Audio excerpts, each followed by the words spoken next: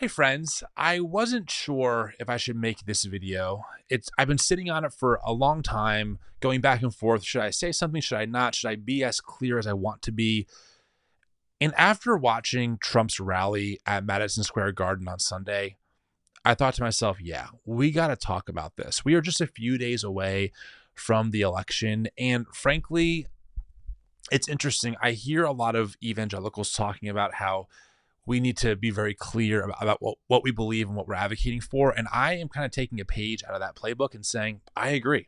And as new evangelicals, as me, Tim Whitaker, as an individual, how are we thinking about this election? What do we do? I know a lot of you probably have serious anxiety. You're really worried and scared. And I get that. If you followed any of our work for any amount of time, you know that I feel that sentiment and I share it with you. We do our best to expose Christian nationalism and to expose what's going on in the world of MAGA and why we're so terrified.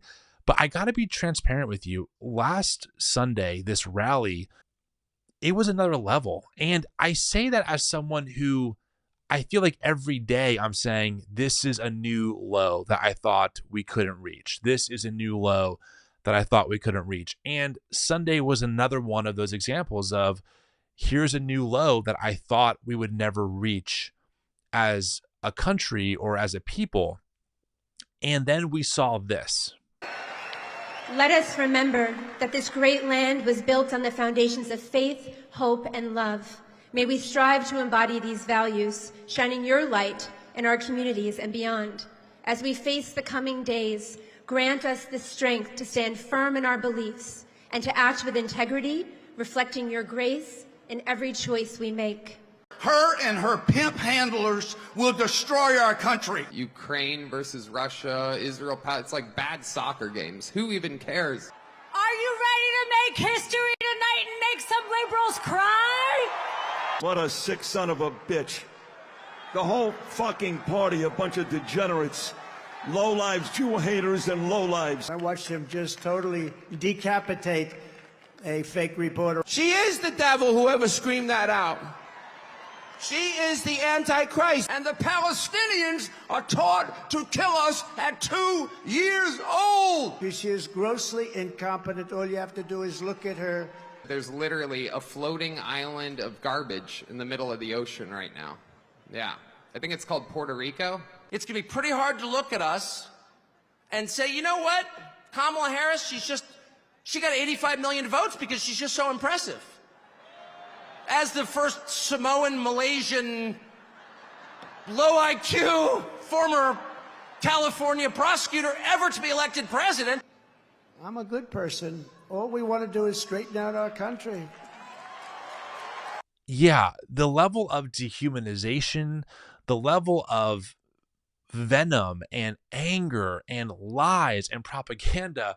This was a 6-hour rally. It happened at Madison Square Garden. A lot of people are rightfully comparing it to some other rallies that have happened there in the past because a lot of the sentiments that were echoed from a time in American history where people thought that certain types of immigrants were destroying the country, where people thought that we had to protect our own, where people thought that God needed to be brought back to America to save it from the brink of peril, and at a time when they thought only the right presidential candidate could save them. I got to be honest with you, though, as I've been thinking a lot about this election, and I've been trying to put my finger on the pulse of what is it that gets me so discouraged, because we could be here talking about all kinds of things, right? Is it the venom aimed at the immigrant trying to make a better life in America? Is it the level of propaganda that is pushed that immigrants are somehow more dangerous than American citizens when we know statistically undocumented immigrants are half as likely to commit crime? Is it the whole grooming narrative that people are in schools and they are trying to groom your children and that trans people are trying to take over sports and invade locker rooms? I mean, all of these things, we could be here all day going down the list of the scare tactics that we hear. But I'm a Christian. I'm a Jesus follower. And I was raised and radicalized by the white evangelical church. And to this day, almost 10 years after Trump hopped on the political scene, I still feel an immense sense of sorrow and sadness when it comes to what happened to my faith tradition.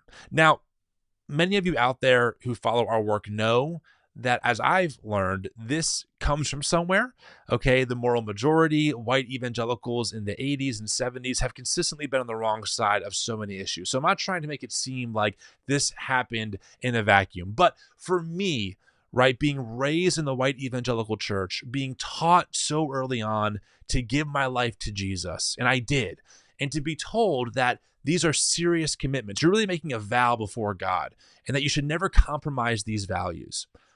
It still is very jarring to be raised in a space that gave me that stuff, and then watching them capitulate all of their own morals and values for the sake of political power by putting their allegiance in a strongman who runs on a platform of denigrating other people who don't look or talk or believe or behave like him and his MAGA movement. It is wild to me that we have a man running for president who talks about the enemy from within.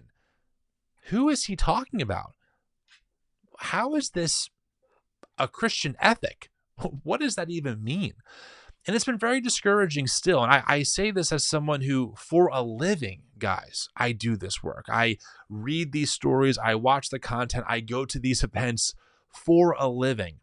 And I still am speechless sometimes when it comes to trying to describe the feelings I have around what happened to the faith tradition that radicalized me for Jesus. So I wanted to kind of break this down for a few minutes here while I have you, kind of give some of my thoughts, not just on the rally. I mean, the rally was its own thing, but I want to kind of zoom out a little bit and think about the bigger picture, asking ourselves what has happened to the white evangelical tradition.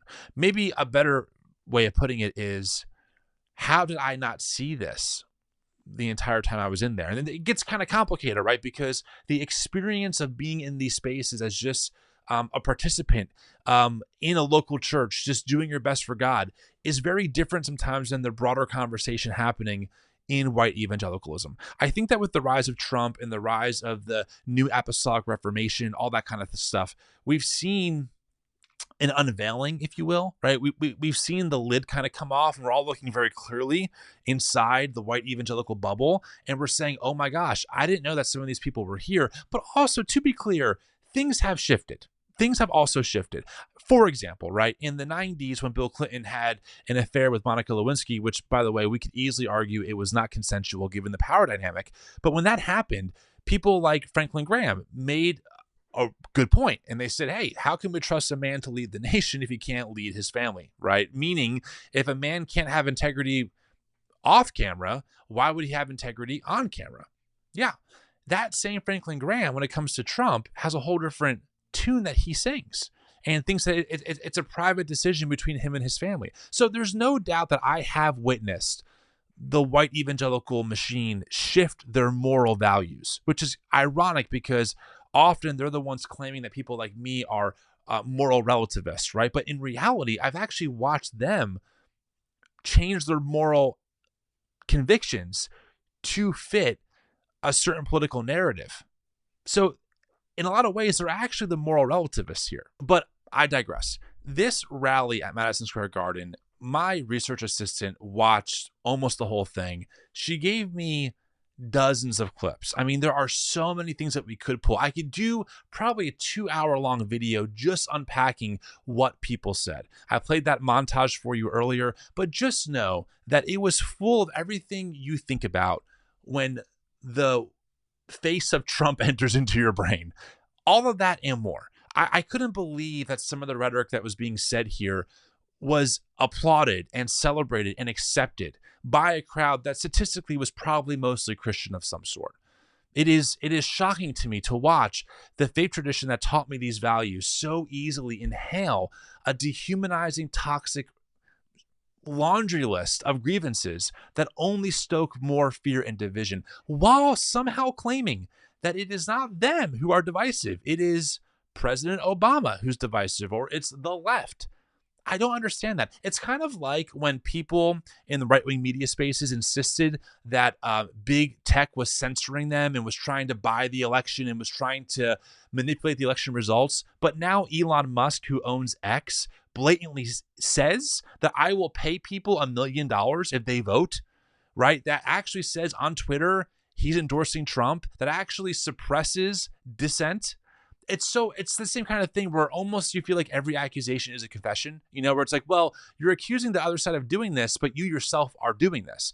Even during the 2020 election, right? When we had these fake electorates put in by the Trump administration to try and certify false election results while claiming that the election was being stolen from them by the deep state. It's a very weird situation to watch white evangelicals who claim to talk and know and stand on firm truth somehow trade that truth in for a lie. So let's talk about truth in the evangelical right, because if I had to get to a central point that I find so deeply problematic about Trump and the MAGA movement, it is how they deal with truth.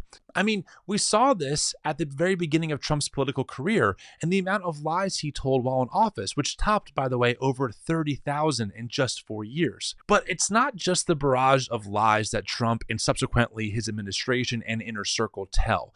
It is who believes them and who repeats them that has me so shocked and dismayed almost 10 years later. It's no secret that white evangelicals remain one of Trump's largest, if not the largest, voting bloc in his arsenal. White evangelicals voted for Trump at a rate of 8-1 in 2016, and the current polls show that the number has stayed the same in 2024. White evangelical faith leaders, especially charismatic ones, are outspoken that Trump is chosen by God. Pastors have gone viral for telling their congregations that the choice is clear.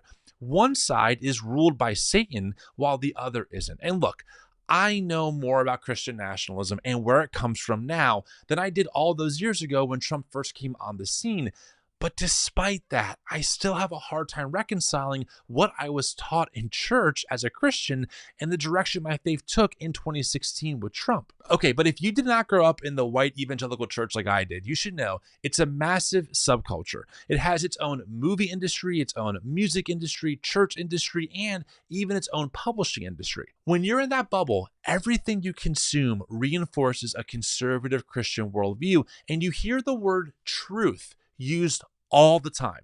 The Bible is true. The gospel is true. We stand on God's truth. Truth is objective and constant and never changing. God is a firm foundation for truth. As one evangelical apologist often said, if you assume a moral law, you assume a moral lawgiver. So you have to understand that the word truth, it was a foundational value that grounded everything I was taught and believed. And truth was defined as something that corresponded to reality or some kind of data point, okay? We could prove the resurrection was true. Here's the data, etc. So the claim was that we stood on truth while the world did not. And of course, ironically, this core value that truth matters eventually led me to deconstruct the conservative evangelical faith I was given, as I realized that often evangelical apologists misrepresented facts or didn't feel the need to tell me that other Christian traditions viewed things like hell, salvation, and creation very differently than they did in their circles. But in 2016, I was still under the assumption that truth mattered to the evangelical culture I was raised in. But I found out pretty quickly that evangelicals were willing to trade truths for lies if it was politically expedient or if it reinforced their supposed objective truth based in presuppositions, which their whole worldview was founded upon, which of course undermines their entire premise, right? I mean, if you need to embrace lies to justify why you're right and the other group is wrong, think about it for a second. Truth matters to me. And when it comes to politics, all of us understand that no political party is going to be 100% factual. Okay, I totally get this. I've been around long enough to see several elections happen. And yes, we all understand that politicians are going to make themselves look as good as possible to get reelected. We get that, right? And that's why it's so important to have fact checkers. There's a certain level of political nonsense that we all put up with and tolerate because we know that people aren't perfect and that politicians are civil servants who should be held accountable. They're not Messiah figures who will save America from the brink of disaster, unless you're Trump, I guess. It's not just that Trump fudges numbers to make his job reports look good. I mean, what president doesn't do that, right? We get that. It's that Trump lies about things that are obviously and objectively false. Perhaps one of the greatest examples that I still cannot wrap my mind around is that Trump still tells his base that the election was stolen from him in 2020. Despite dozens of lawsuits being thrown out of court, his own lawyer, Rudy Giuliani, being disbarred and being found liable of defamation, owing 2 Georgia election workers $148 million, Trump and his yes men still espouse the objectively untrue statement that the election was stolen from him. And just to really drive home this point, there's a documentary that came out called 2,000 Mules, created by Dinesh D'Souza, and he claimed to have the proof that the election was indeed stolen. Well, that documentary was rescinded by the media publishing house. NPR reported, quote, the conservative media company behind the book and film 2,000 Mules, which alleged a widespread conspiracy by Democrats to steal the 2020 election and was embraced by former President Donald Trump, has issued an apology and said it would halt distribution of the film and remove both the film and book from its platforms. I gotta ask any of my evangelical friends watching, does truth matter? If Donald Trump can lie so easily and flippantly about something so blatantly untrue, what else will he lie about? And I've noticed this pattern that whenever I bring this up to Trump supporters who message me about how Marxist I am in my DMs, they deflect and they'll say, well, immigration. But what about immigration? Not only did Trump tell his Republican colleagues to kill one of the most conservative, bipartisan immigration reform packages in American history, he continues to use this topic to not only spread lies, but to denigrate people who don't fit into his American dream. Trump has bragged about how he would deport millions of people on day one. How? How do you do that? Do you have to start checking papers? And what happens if you deport someone who is here legally and destroy their family, which is very likely?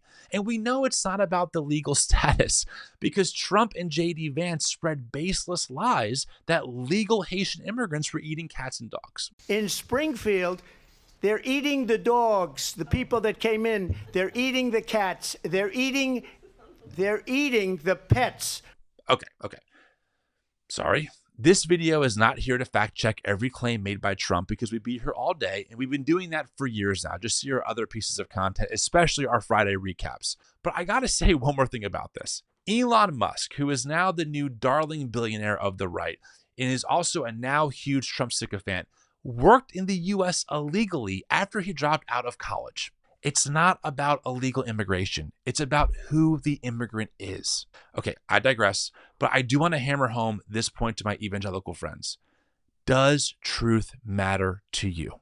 More importantly, if for us as Christians, truth is embodied in the life and teachings of Jesus, does Trump embody those values? Does Trump love his enemies, or does he want to jail his enemies? Does Trump want to bear a cross for his neighbor, or is he your retribution? Okay, at this point in the video, I can hear the pro-Trumpers yelling, but Tim, abortion. Trump is the most pro-life president we ever had in history. Is he though? Have you looked at the data? Do you know that abortion rates fell the most under Democratic presidents? Do you know abortion rates rose slightly under Trump? Do you know that states that employ ultra-strict abortion laws see a rise in infant and maternal mortality rates? Have you not heard the stories of women who were bleeding out in emergency rooms but couldn't get the care they needed because doctors worried that they were going to breach the state's anti-abortion laws?